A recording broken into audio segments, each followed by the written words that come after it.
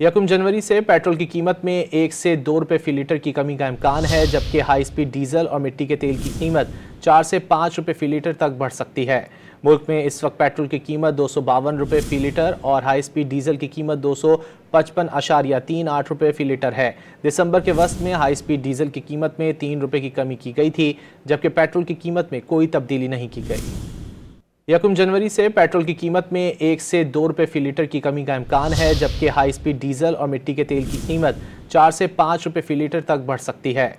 मुल्क में इस वक्त पेट्रोल की कीमत 252 रुपये फी लीटर और हाई स्पीड डीजल की कीमत 255.38 रुपये फी लीटर है। दिसंबर के वस्त में हाई स्पीड डीजल की कीमत में 3 रुपये की कमी की गई थी, जबकि पेट्रोल की कीमत में कोई तब्दीली नहीं की गई।